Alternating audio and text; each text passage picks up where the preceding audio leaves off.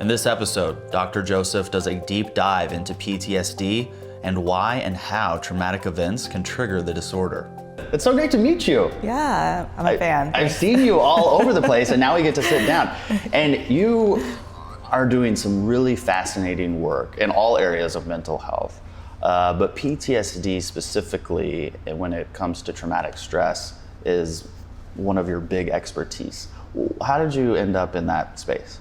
It's a passion for me. I live in New York City. I work with children, adults, and geriatric patients. And I have the privilege of sitting with people, and they reveal some of their scariest memories with me. And it's surprising to me how many people open up to me for the first time about something traumatizing that they did not talk to anyone else about, and that they're sharing with me, opening up to me for the first time. So I think that trauma is a bit more common than we believe it is.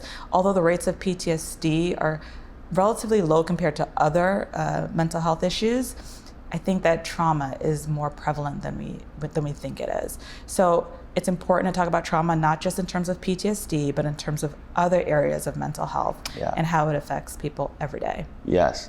If you like psychology and learning about mental health and want to learn more while meeting other people who are interested, explore your membership options using the link below this video or visit MedCircle.com. Now, before we go into defining exactly what post-traumatic stress disorder is, let's define you. Why in the world should anybody listen to what you have to say? Tell me about yourself. So I have a very interesting road to becoming a psychiatrist and mental health provider, a therapist. Initially, I was the typical doctor. I was an anesthesiologist. Oh, the typical doctor. I didn't know there was That's what my parents call it, the real doctor. Oh, real doctor. I wore a mask, and I was sometimes like elbow deep in some of the goriest parts of the OR. Yeah. And while I think that profession is so noble and important, my husband's an anesthesiologist, it just wasn't gratifying for me. And I think that meeting patients and helping them through a scary surgery was the best part of anesthesiology for me. I think I was a therapist at the beginning. You meet them in the pre-op area. You talk to them about their fears, their questions about the surgery, and they say, just put me under, I don't want to remember anything. And they don't remember anything, and that's good. They don't remember the fear, the stress. They don't remember you. And you never see them again. And you've helped them through something very scary. However, there's no relationship. Sometimes you'll see someone rarely for a repeat operation, but really there's no long-term relationship, and I miss that. And I think that being a therapist and a psychiatrist allows me to connect to people and sometimes see them through various stages of their development. For example, I treat children, and I sometimes treat a child from the age of 4 until college. I'm revealing my age here, but and at other times I've treated entire family members. For example, my very first job out of training was in a small community in Staten Island. And there were instances where I was treating a grandparent, a mother, the grandchild, of the same family. And you start to see certain traits throughout family members, and that's where you learn about genetics and how genetics environment can really determine whether or not someone develops a mental condition. So I didn't take the most traditional road to becoming a therapist. However, I think that I've learned from various aspects of my career and implemented all these tools into who I am today as a mental health provider. Well, and I've never met your parents, but I think you're a real doctor, if that matters at all. Thank you. Now, what about the work that you do here in New York? So as a principal investigator at Manhattan Behavioral Medicine, I am not only treating certain conditions and treating families and patients, I'm a part of the discovery process. So I work with companies to run clinical trials and discover new medications for various conditions. The bulk of my research has to do with depression and anxiety, and also dementia and ADHD. So every now and then I'll also treat other rarer conditions like bulimia and binge eating. However, I'm fortunate in that I can become an expert, or I am an expert in various indications, and I'm a part of the discovery process. I'm an educator. I work with NYU and Columbia, and I educate doctors on how to communicate to the mass audience. Yes. So sometimes, the medical students and the doctors that I work with will say, I'm with my patient, I feel really good because I've explained everything. And I'm like, wow, I did a great job as a doctor. And then my patient goes, now what am I supposed to do again? And so I teach these medical students and young doctors how to not just communicate with their patients in the office, but if you're called and pulled for a press conference, how do I deliver a message to the world, the wider audience? And that's why I'm here today with MedCircle, because I can change a life at a time in my office, but when I'm on a wider platform, I can help to change thousands of lives. That's right. Yeah, so, millions. Millions yeah. Is even better. Let's think big. Yeah, and I love that, because mental health, I say this a lot, mental health itself is complicated. Yeah. Okay, I know that because I sit across the experts in their field and I realize it's complicated. But the really good ones make the solutions simple. I don't have to go, now what am I supposed to do again? Yeah. I understand the next best step that I'm supposed to take, whether I'm the patient or the supporter.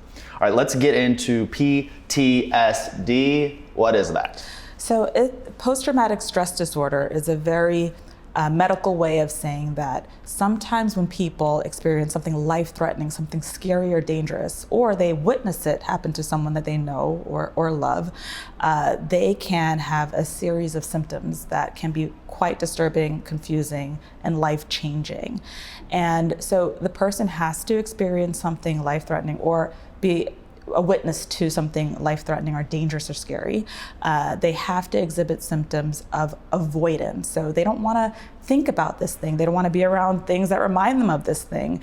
They have to also experience re-experiencing the experience. So I know that sounds funny, but things such as flashbacks, where they truly believe that they are in that moment when this scary thing happened to them or to someone else.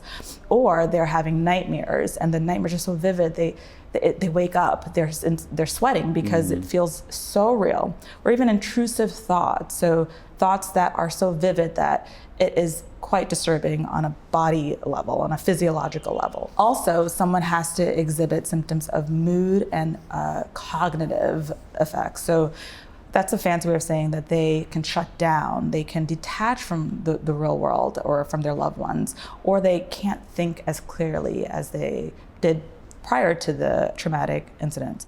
And the last category is they have this hyperarousal, where their body feels as if it's screaming. They're irritable, they are reacting to things at a heightened magnitude, where before the incidents, they would not react that way. So there's a cluster of these symptoms that make up PTSD. And you have to have all of them? Have one of the avoidance that I talked about. They have to have at least one symptom of the re-experiencing and two symptoms of the last two that I talked about, the mood and thought distortion, and then the reactivity. That's really important for people to sit on for a little bit watching this, because when you started going through this, I go, well, I've done that. There have been things that I've avoided because I hate it. There are things where I feel like, ooh, I'm back in that space. But that doesn't mean you have PTSD. That might just mean you're a normal person who's going through life. And you have to have all of those things that you just mentioned. You do. And the irony of it, on the way here, I was super late because I was in traffic. She wasn't that late. She's making herself sound like she was like an hour and a half late. She was like 10 minutes late. Yeah. But the funny thing is that it was an experience that taught me about today, and you're always learning. And unfortunately, a messenger was hit by a cab, and the cab driver was just like stunned. He could not move, my driver. And wait, you were in the cab I was in the cab, but another cab hit someone.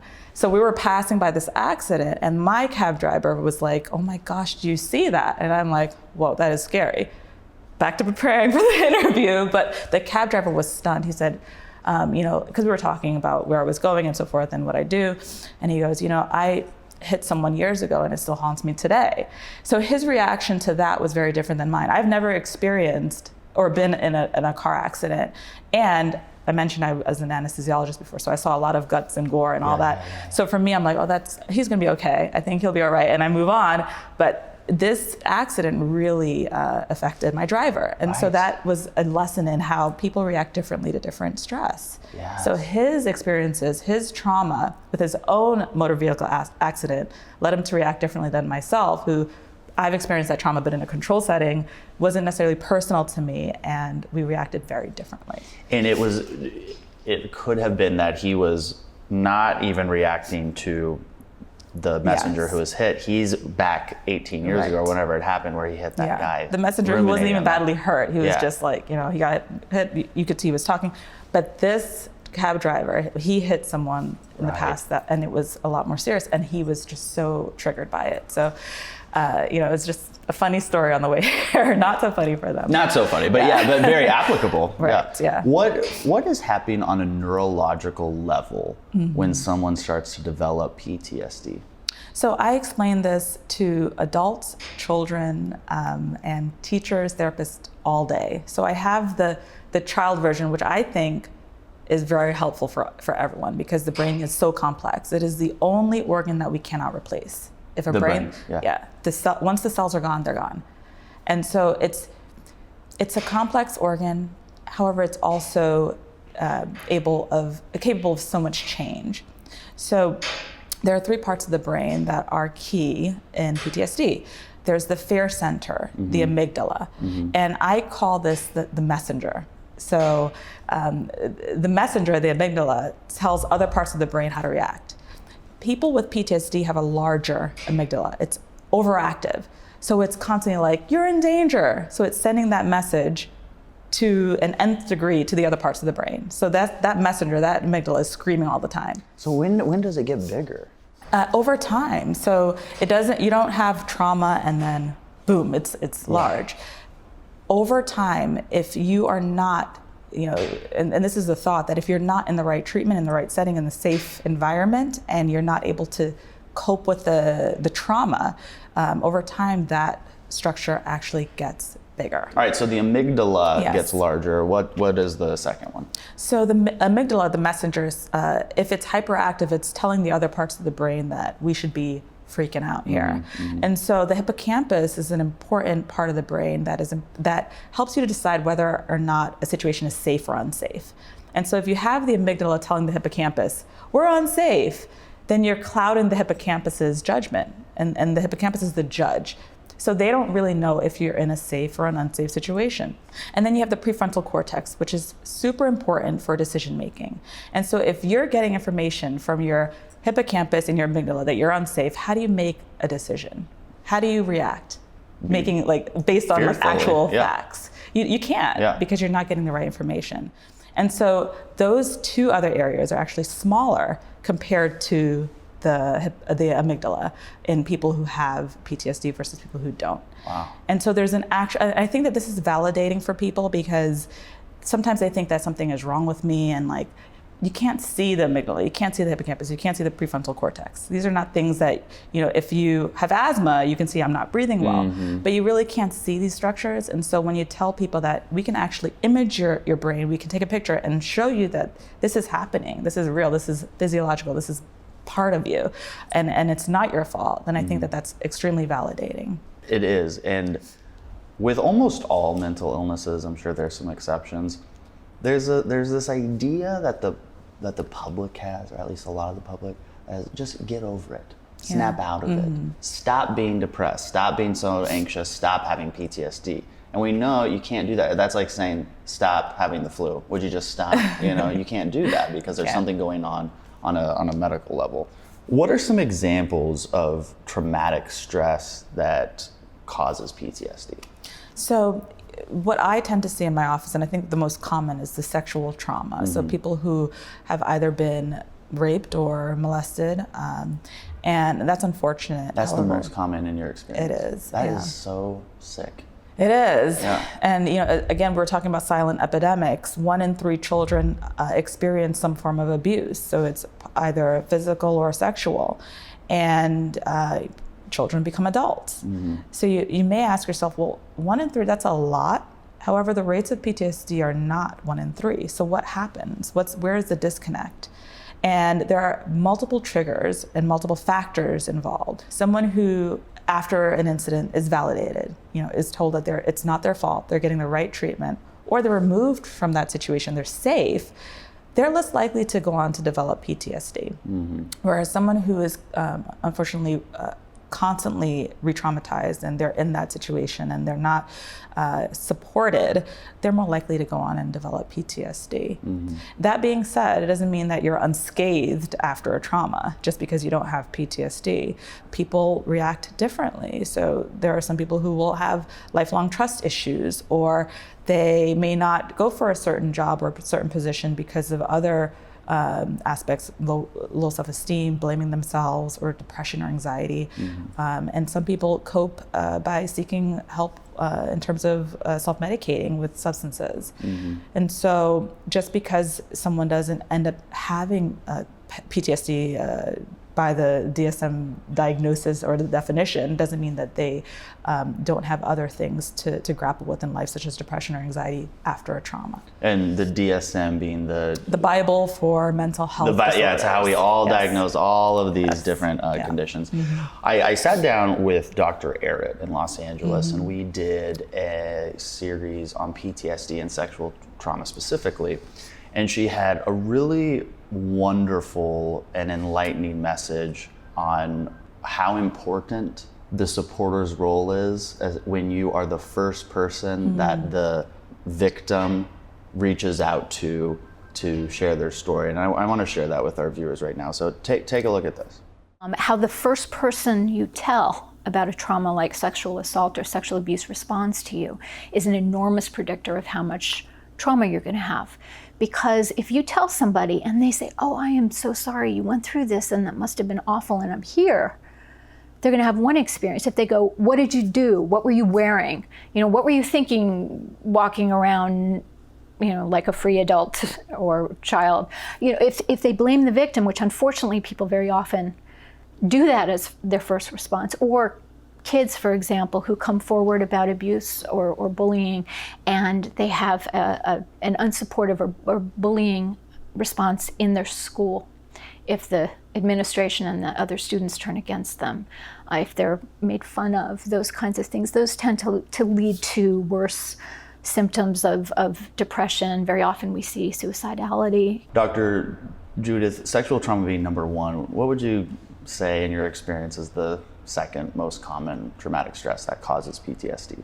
So when people survive like horrific bodily injury, so like accidents or having physical illness, these things are quite scary. And that is one of the most common triggers for PTSD. Combat, I've seen different numbers. So like I've seen numbers as low as 11 to 20%, but combat is serious. It's something that is, again, it feels so removed because it's not a part of your everyday life. You think of people being in wars abroad and they come back home, so you don't see it, but it is quite traumatizing. And the things that happen on the battlefield can be unspeakable. Living here in New York, were you here when 9/11 happened? I wasn't here, but I have treated 9/11 survivors. How is it different treating someone with PTSD from a tragic event that happened to many rather than treating them for an event that only happened to them? So I think that when you have that kind of fellowship where it's an event that happened, someone didn't single you out, right? They didn't target you. There's no one to kind of, in 9/11's case, there was someone to blame, but it wasn't as if that person sought you out. That's right. So you were all in it together. Right.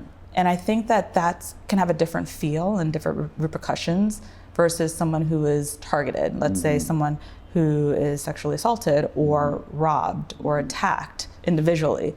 And so I think that when you experience something as a group, it's easier to recover. The blame isn't there. It's not like, what did I do to deserve this? It happened to a lot of people, so clearly it wasn't something I did. Yeah. So I think in some ways it may be easier to recover from that than when someone actually singles you out and attacks you. Does that make sense? It does. Okay. It does, and I've read that before. Okay. But I don't want to say that as it's. Yeah. They got it easy. Right. Like, oh, you're so lucky that that's the type of PTSD you have.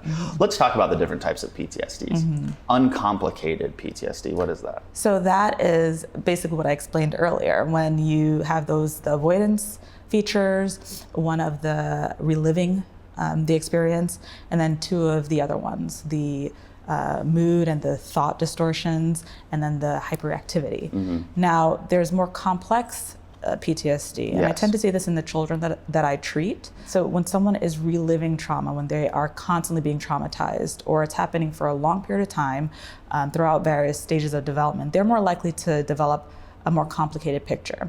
So it doesn't look like the classic PTSDs. This person may be constantly dissociating. This person may be constantly harming themselves. In one case, I saw a child just headbanging, and everyone thought she had schizophrenia. This is a 7-year-old with schizophrenia, very rare, by the way.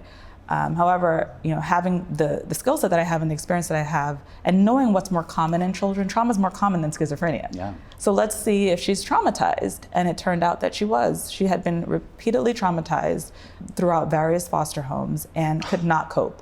So you have a brain that's already too young to really process this trauma. And then you're putting more trauma on top of it because it's happening a lot.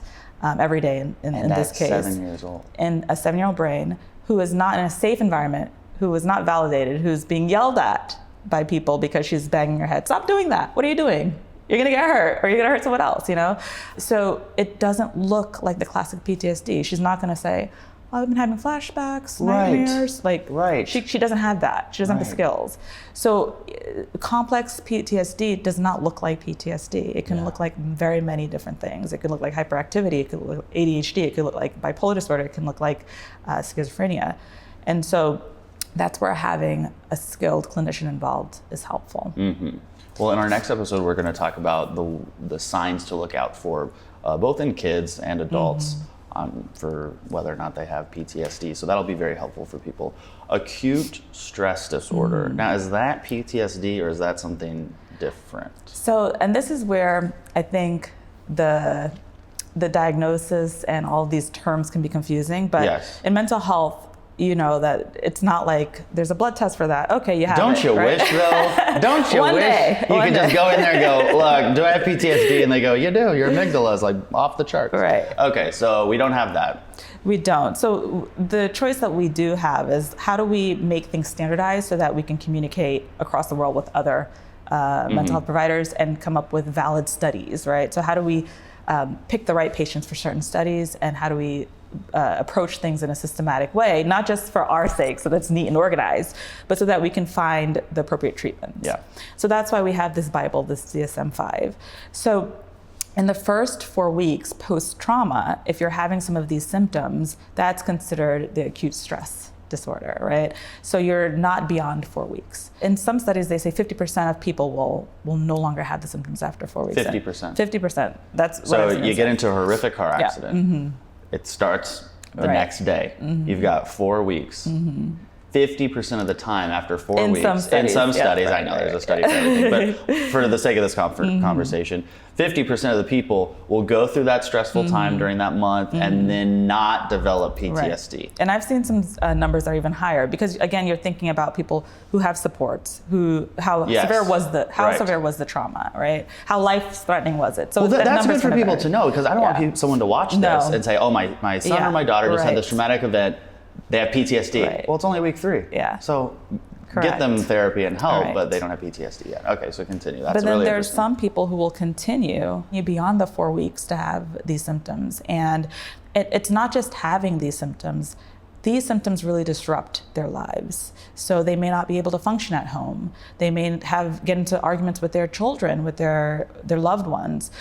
They may not be able to go to work or work less efficiently, less effectively, or just not enjoy work as much. So these symptoms really impair functioning. They impair quality of life. And so that's where you have the diagnosis of PTSD. Got it. And I think it's important to have that, not just for the people who are suffering from this, because there's a power in having a name to what you have, but it's also important in terms of, like I mentioned earlier, finding the right treatments and having valid research and evidence-based methods. So the acute stress disorder then is what's happening during those first 4 weeks? Yes. Understood. So they do have something at least they can label with. I used to be afraid of labels in mental health before I started working with MedCircle, because I was like, who would want a label? Especially the ones that end in disorder. Yeah, who thought of which that? are all of them, right? But now I'm all about them because if we can get the right label, then we can get the right treatment. I'm very against wrong labels, but give me as many correct labels as you have. That way I can get as much right treatment as possible. What are the myths? I mean, you've got everybody in the world watching, okay? What are the myths about PTSD that you want to crush right now? Well, I think, let's say when we talk about military PTSD and some of the families that I treated who survived 9/11, either if they were FDNY workers or NYPD or even some military were deployed. Yep. I think that especially when it comes to these type of occupations, there's a myth that there's some weakness in you, there's some mental deformity. Like, why can't you get it over it like the other person did? Right. And I don't, and you know, that some of the stories that I've heard from what people have seen, I mean, I sometimes feel as if like I am there reliving it with them, because when you witness someone having a flashback, it's almost as if you're a part of it with them. And again, I don't want to devalue their experience because I didn't have that, but sometimes it feels so real that you can understand how disruptive this can be in their everyday lives. So I think that that's a myth in terms of certain occupations, that you're weak, that you have a deformity, that you should just be able to get up and walk away. And in that population in particular, you know, why are some experiences traumatizing and others aren't, you know? And I had a police officer tell me, you know, I've chased down the bad guys, I've even shot some, but yet I can't shake these images of rescuing people from 9/11. So I think that in some cases, the level of the trauma is just so deep that it leaves an imprint in someone who would have otherwise rebounded from a different type of trauma. That's definitely a myth that people have. I also feel like people believe that PTSD is for veterans, military veterans, and it's for men. Well, I think that's the association that pops up in people's brains when they hear the term PTSD. They immediately think of men. And actually women experience it at a much higher rate. They do. Correct? Yeah. Yes. And I think that people are starting to realize that more, especially with things like the Me Too movement, where people talk about their trauma, unfortunately, in the workplace with regards to sexual trauma. And so it's important for people to realize that PTSD doesn't have a certain look, you know? Yes, yeah, that's so good. PTSD doesn't have a certain look. That's so good. Yeah. Yeah, it doesn't discriminate. It does not discriminate. Anybody. Yeah, Anyone, at any age. At any age. Any socioeconomic class. Yeah. Now, there's data that shows that people of lower socioeconomic backgrounds and of certain ethnicities have higher rates, and that I think has more to do with access to care, stigma, and you know, genetics does play a risk. However, PTSD does not discriminate. It can affect the rich, the poor, the young, the old, men and women. This is a personal question. So obviously you don't have to answer. You don't have to answer any of my questions. Have you ever had PTSD? I have not, but I will tell you a story that I probably did have something similar to like an acute stress disorder, which is actually common after trauma. So I told you that I teach doctors around the world about how to portray mental health issues and so forth. So I was actually flying to Cairo on the day of the Arab Spring, and landed on the day of the revolt. So I couldn't get a car. I didn't know what was going on. I ended up driving through streets that had tanks, you know, going down. Like, I heard gunshots. I know there are reports that say there were no gunshots. I heard them. And there was a point where I sat in my hotel room and I was looking at the pyramids and I'm like, off my bucket list, but I'm gonna die. I really think I'm gonna die today. I'm not gonna make it home. And I made it home. And I used to be like a world traveler. I mean, I still am, but I used to want to do the most rugged path. Like, I'm gonna go here, I'm gonna do that, I'm gonna do what the people do there. And I have to say that although I didn't experience the full-blown PTSD symptoms, I stick to resorts now, you know? So I can totally see how something, and I think that it wasn't more, like we talked about earlier, more pervasive because it was something that didn't happen to me. No one targeted me. It happened in the country. Yeah. So everyone there probably felt afraid. I know the person who drove me to the airport was afraid. He was like, am I gonna make it home to my wife and kids? We were in it together. Yeah. And so I think that, that is why I didn't end up having full-blown PTSD. Also, I wasn't physically harmed. But I did at one point think I wasn't gonna make it out. Wow. And so, things like that helped me to relate to people who survived 9/11 or who were rescuers in 9/11. Yeah. And even people who've survived trauma that was targeted, where someone was a perpetrator or they were molested. So it makes me, I think, a more empathic therapist. Yes, yeah, absolutely. So thank you for asking about that. Thank you for sharing that story. That will resonate with people. In our next episode, I will share a personal story. I've never had PTSD, not that I'm aware of, but it was one of the scariest things that's ever happened to me. And we will talk with Dr. Judith about the warning signs to look for in yourself and in your loved ones that might indicate a PTSD diagnosis. Thanks for watching.